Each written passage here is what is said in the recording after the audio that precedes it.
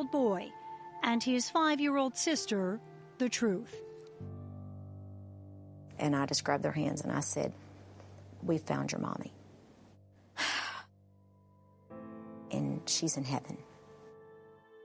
And your daddy's in jail for taking your mother's life." And at that point, Madden looked up and he said, "Okay." He said, "I can deal with this." And Madden grabbed his sister and they hugged and he said, "I love you, Maui." He said, "I will always take care of you." And Krista promises to always be a part of their lives. I thought about my brother and sister, and I was like, they have no one. I need to be the bigger person right now, and I need to be the person they look up to. Krista loved him with every part of her being. She wanted them to have the wonderful life. You think they'll be okay? I know they will be, without a shadow of a doubt.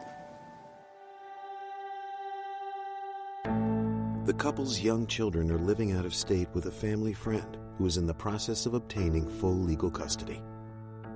Steve McDowell will be eligible for parole in 2042. A young mother vanishes. Her fiancé charged with murder. Stunning evidence.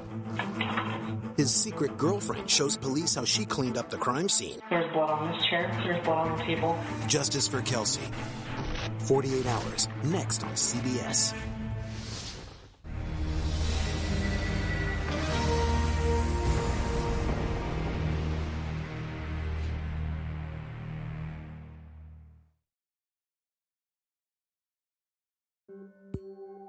Erica was from a close-knit, middle-class family from Southern California who had moved to Visalia during her high school years.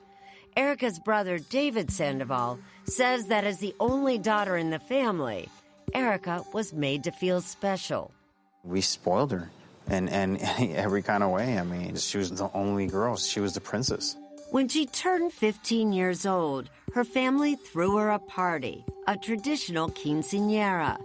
Erica's whole life was in front of her.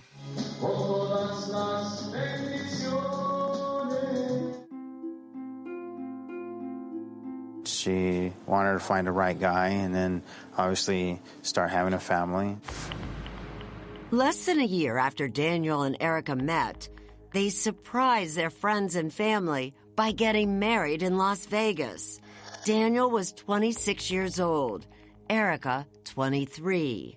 I remember getting a text message at 10 o'clock at night with a picture of a marriage license in Vegas. A few weeks later, Erica's family threw her a wedding reception, and Erica did it up big, complete with a wedding gown. It was a happy time. I think that's what she wanted, and that's what he wanted at the time.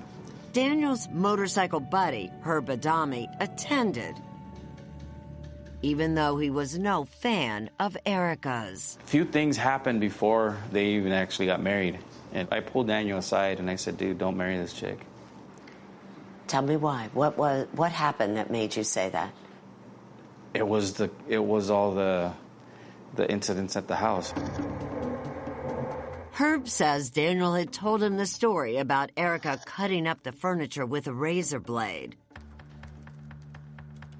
Matt had seen that damage firsthand, and both he and Misty on separate occasions said they had heard Daniel crying after Erica laced into him. It devastated me to hear my brother crying and to hear the way that she was talking to him. It broke my heart.